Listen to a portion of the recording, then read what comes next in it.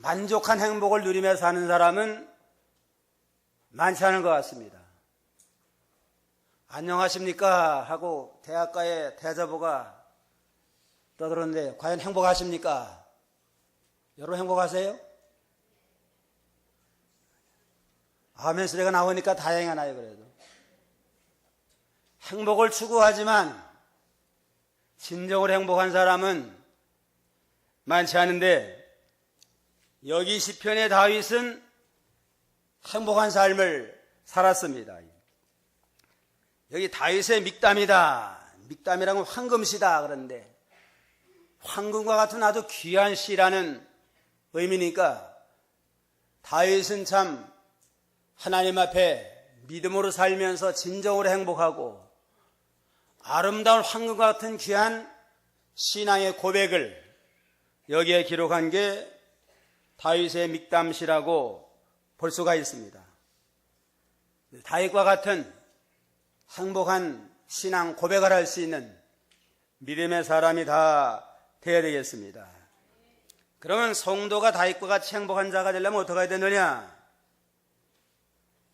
첫째는 하나님만 행복의 근원으로 믿고 살아야 됩니다. 여호와 하나님은 천상천하에 나에게 진정한 행복을 줄 수 있는 메시아가 된다. 하나님만을 행복의 근원으로 믿고 사는 신앙입니다. 1절에 하나님이시여 나를 지키소서 내가 주께 피합니다. 내가 여호와께 말씀드리기를 주님은 나의 주님이시오니 주님밖에는 나에게 복이 없습니다 하였나이다. 주님은 나의 주님이시니 주님밖에는 나의 복이 없습니다.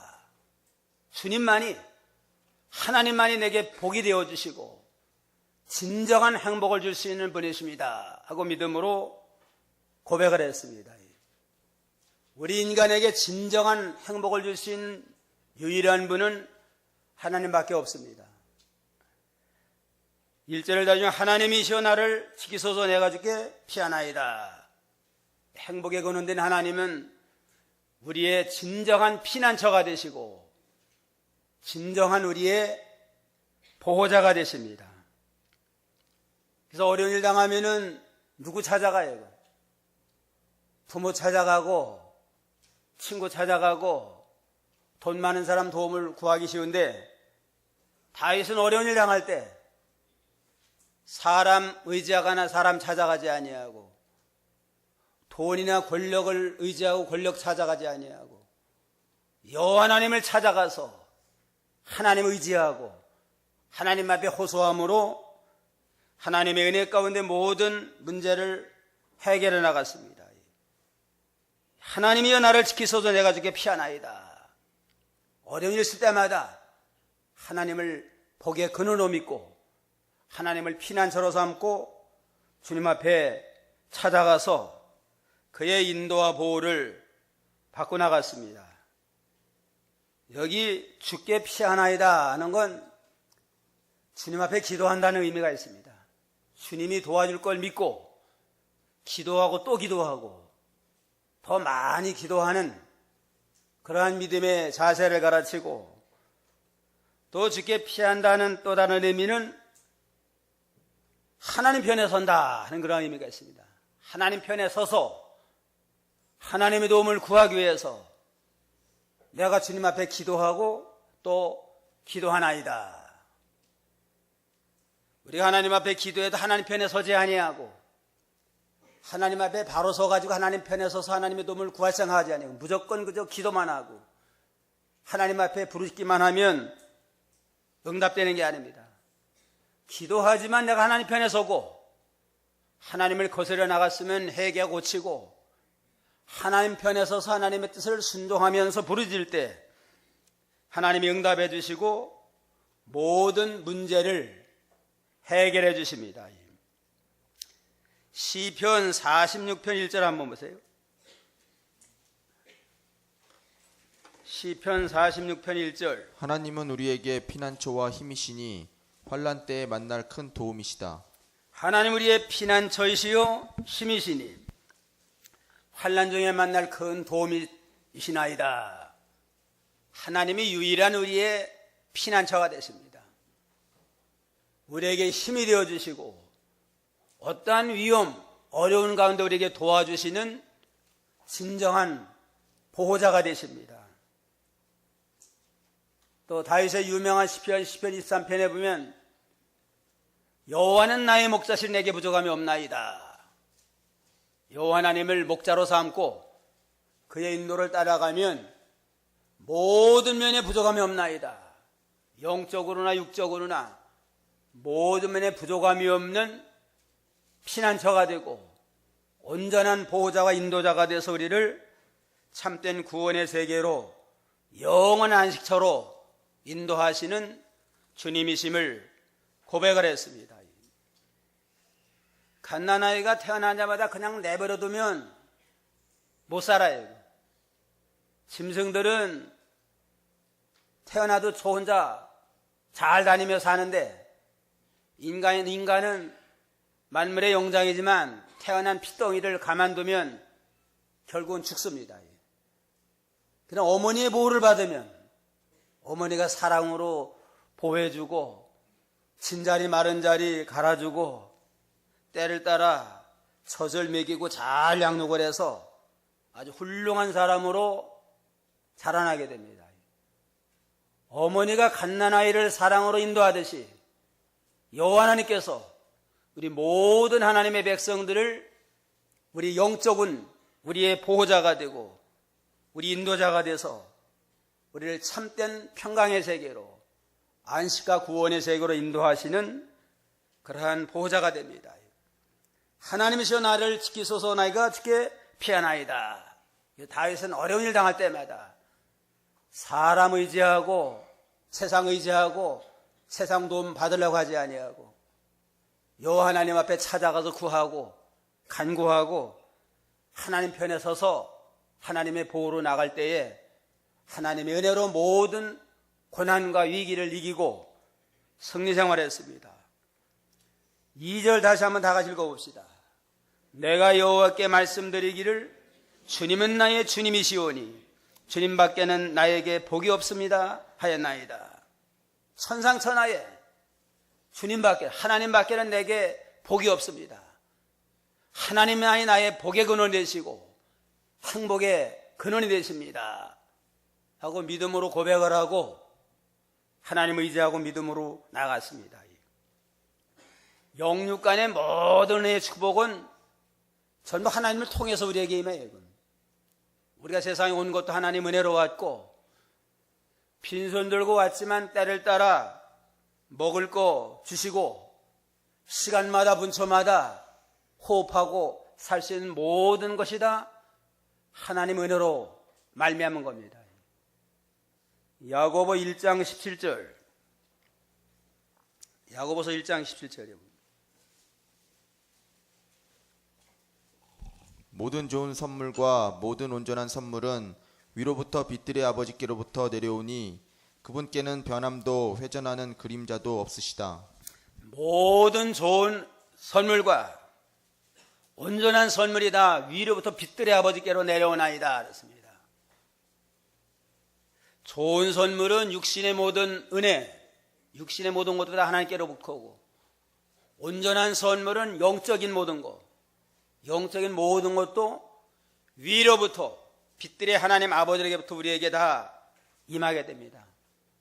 영적인 모든 것도 하나님을 통해서 오고 우리가 살고자 하는 육신에 필요한 모든 것도 빛들의 아버지 되시는 하나님을 통해서 우리에게 임하게 되는데 하나님 우리의 복의 근원이 되고 행복의 근원이 되는데 여호와 하나님은 찾지 아니하고 다른 우상 섬기고 다른 물질 의지하고 그게 행복을 줄 줄 알고 찾고 나가니까 육신적으로 잘 되는 것 같지만 한계가 있어요.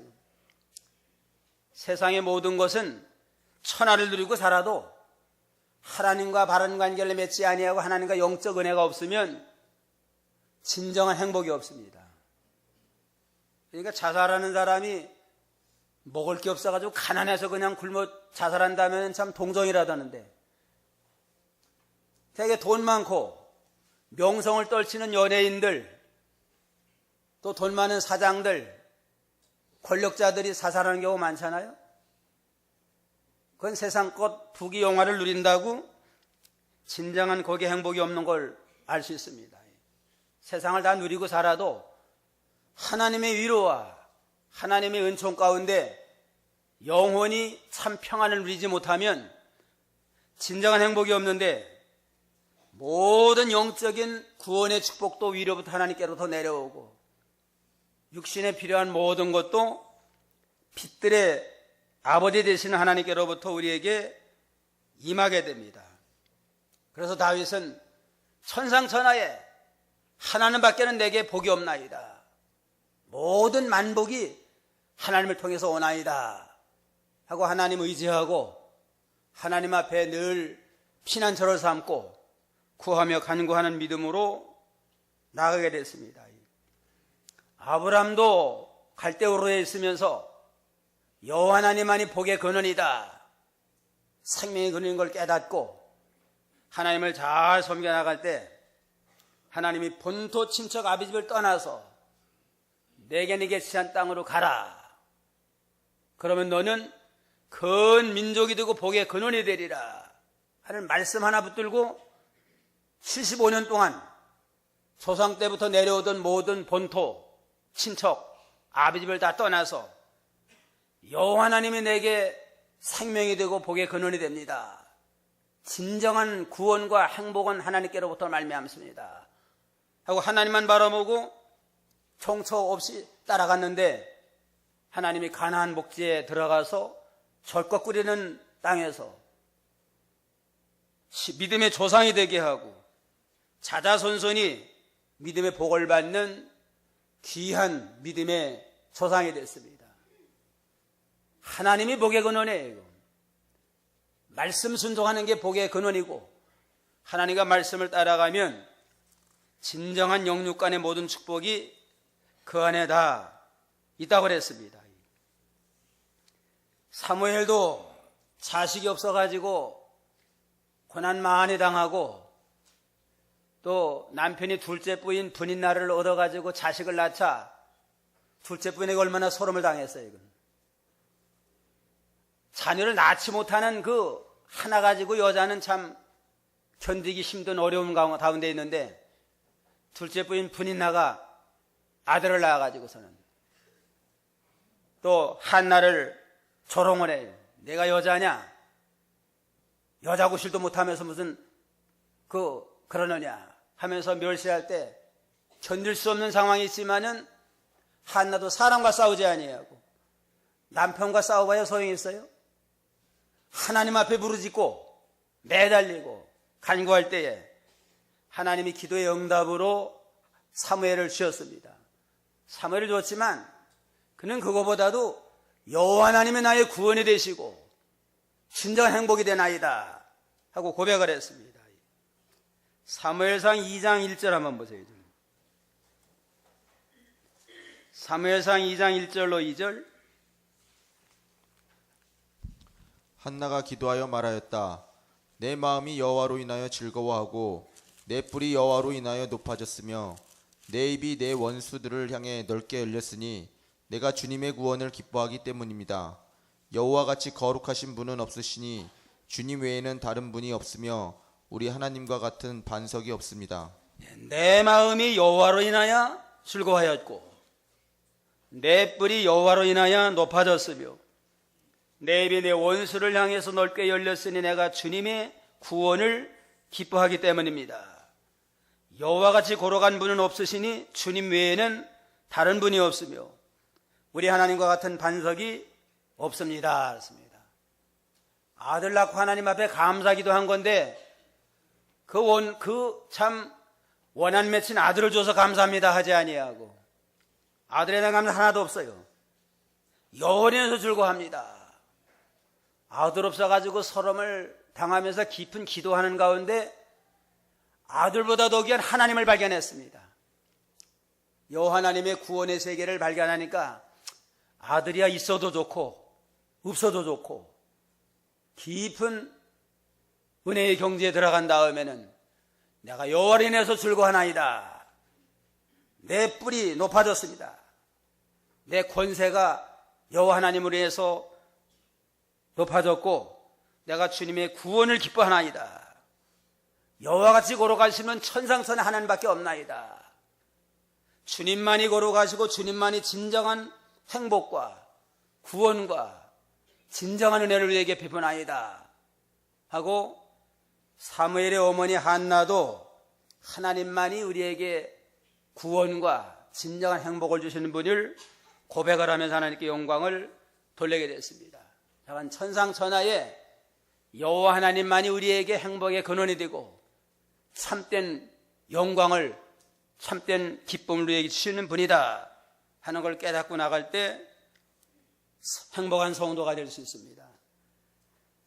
4절에 보면 다른 신을 따르는 자에겐 괴로움이 더할 것이니 피를 부어드리는 그들의 제사를 나는 드리지 않으며 내 입술로 그 이름도 부르지 아니하리다. 그러나 다른 신, 하나님 외에 다른 신을 섬기는 건 괴로움만 더하는 거고, 그래서 다윗은 나의 이름도 안 부르겠다. 하나님 외에 우상 섬기는 거 제일 하나님이 싫어하는 일인데, 우상 섬기는 건 그게 복줄 줄 알고 우상 섬기는 거 아니에요? 복은커녕 하나님 앞에 저주의 대상이 되고 괴로움만 더하나이다. 그래서 다윗은 우상에 대해서는 말도 하지 않겠다. 우상 섬기는 일은 말도 하지 않겠다고 철저히 우상을 멀리하고 오로지 여호와 하나님만을 섬기며 하나님께 영광을 돌렸다고 그랬습니다. 우리 다윗과 같은 행복한 성도가 되려면 여호와 하나님이 행복의 근원이 되신다. 하나님 외에 다른 모든 우상은 다른 거 의지하고 나가는 건 괴로움만 더하는 것이고 이름도 안 부르겠다. 결사각오하고 여호와 하나님만을 섬겨 나갈 때에 진정한 행복과 구원을 누리며 살 수 있습니다. 둘째로 행복한 성도는 존귀한 줄로 알고 성도를 인하여 기뻐하는 생활입니다. 3절에 보면 땅에 있는 성도는 존귀한 자니 나의 모든 기쁨이 그들에게 있구나. 땅에서는 성도가 가장 존귀합니다.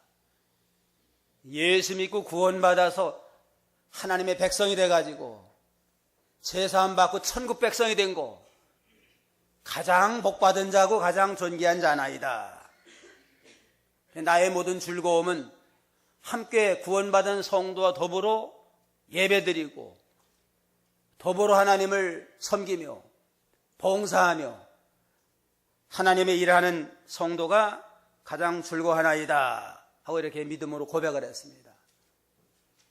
다윗이 세상 나라에서 왕의 왕, 옛날의 왕이면 오늘나라 대통령하고 비교 안 되는 큰 권세가 있습니다. 입법, 사법, 또 모든 행정, 모든 권세를 다 주장하는 아주 그냥 권세 있는 자가 옛날 왕 아니에요? 요즘 대통령은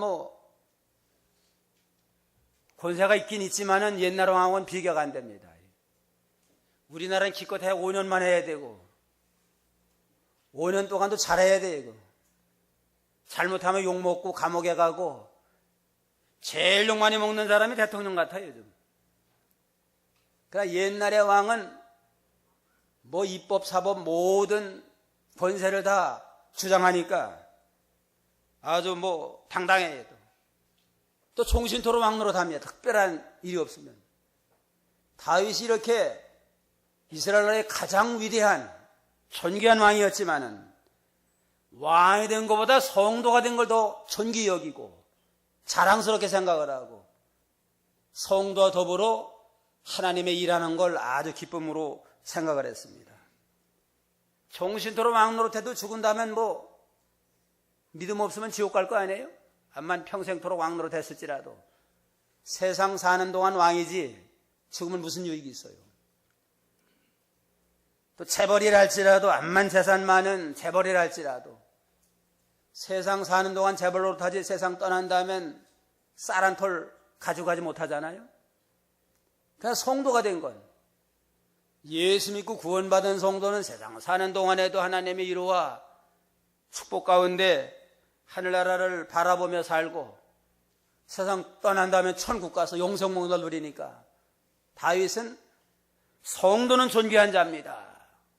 나의 모든 기쁨이 그에게 있나이다 하고 예수 믿고 구원받은 걸 아주 기쁨으로 존귀 생각을 했습니다. 그러나 오늘날 예수 믿고 구원받은 거 세상 사람들 안 알아줘요. 예수 믿기 때문에 때로는 조롱거리가 되고 멸시받을 때도 있습니다.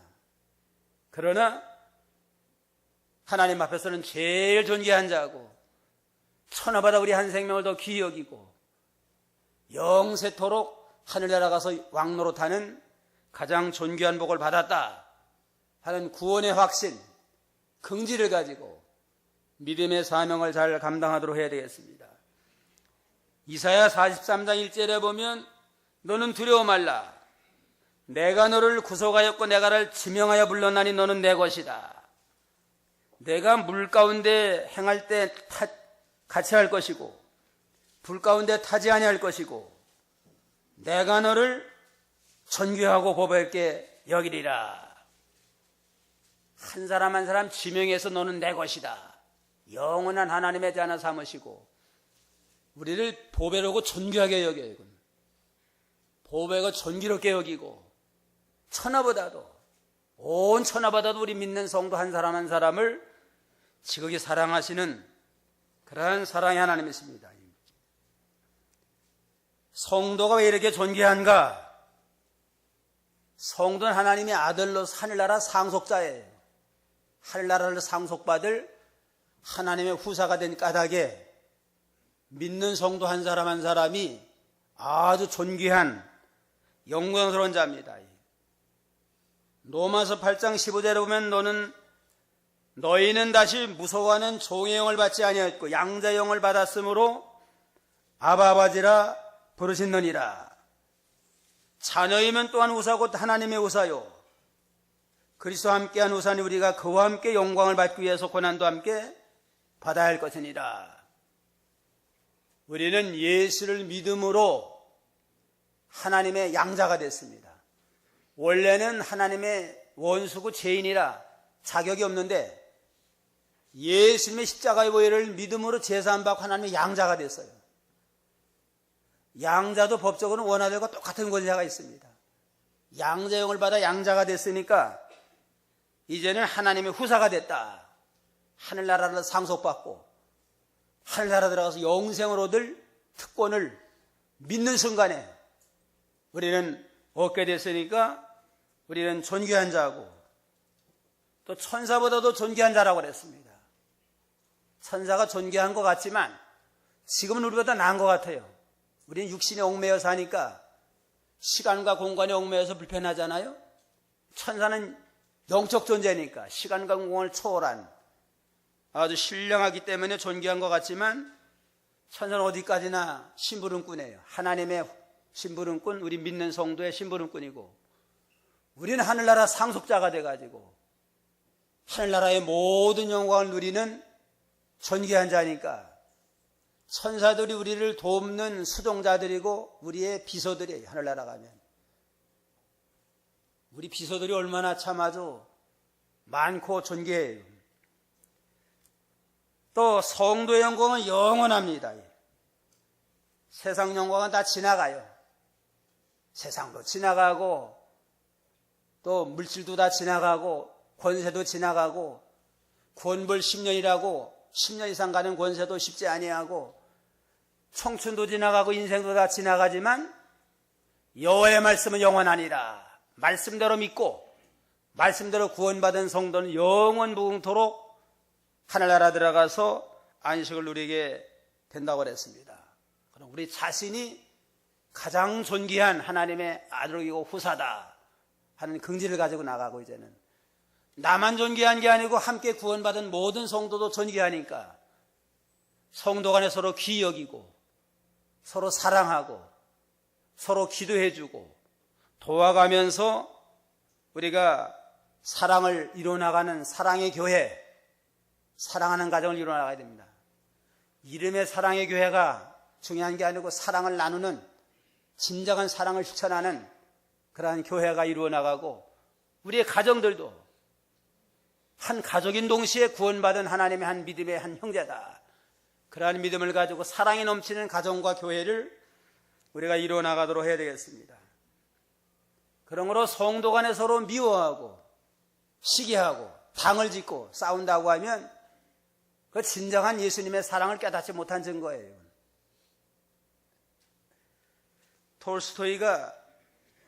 톨스토이에게 행복과는 일생에 있어서 가장 행복한 때가 언제입니까? 물어보니까 톨스토이가 그랬대요. 내 일생에 가장 행복할 때는 지금이다. 가장 행복한 중요한 일은 뭡니까? 지금 하는 일이다. 가장 행복을 주는 사람은 누굽니까? 지금 나와 함께 대화를 하고 교제하는 이 사람이다. 그렇게 말했다고 합니다.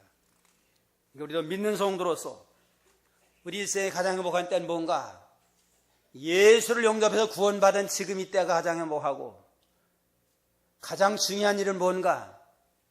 지금 하고 있는 예배드리는 일, 기도하며 봉사하는 일이 가장 귀하고, 내게 가장 행복을 주는 사람은 누군가? 나와 함께 예배드리고 나와 함께 교제하는 현재 함께 있는 모든 사람이 내게 가장 행복을 주는 사람이고 가장 행복한 일이다. 그러한 믿음의 자세를 가지고 살 때 매일매일 사건마다 가장 행복하고 가장 의미 있고 가장 기쁨의 삶을 우리가 살 수가 있습니다. 자, 성도는 가장 존귀한 줄 알고 성도로 인하여 즐거워하는 믿음으로 사는 자가 행복한 사람입니다.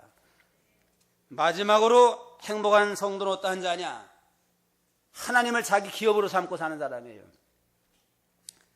5절 다 같이 읽어봅시다. 5절. 여호와께서는 나의 유업과 나의 잔의 몫이시니 주는 내 분깃을 지키시는 분이십니다. 나에게 줄로 재어주신 땅은 좋은 곳이며 그 유업은 참으로 아름답습니다. 여호와 하나님은 나의 유업과 내 잔의 몫입니다. 하나님이 나의 기업이 된다는 겁니다. 여호와 하나님은 나의 기업이 되니까 하나님을 통해서 영적인 모든 구원의 축복도 받고 모든 세상 것도 하나님이 되게 해줘야 돼요. 만사의 키가 하나님께 달려있으니까 하나님이 문 열어주면 모든 게 가능하고 하나님 문 닫아놓으면 다 될 것 같아도 되지 않는 게 인간 만사입니다. 그래서 우리가 최선을 다하지만 궁극적으로는 하나님이 문 열어주고 하나님이 되게 해줘야 된다 하는 절대 주권을 믿고 하나님 앞에 기도하면서 하나님 의지하고 하나님 앞에 믿음으로 나아갈 때 하나님 우리의 기업이 되고 모든 만사에 형통케 하시고 또 하나님이 우리 기업이 될 뿐만 아니라 하나님 또 우리를 기업 삼아야 돼. 우리가 또 하나님의 기업이에요.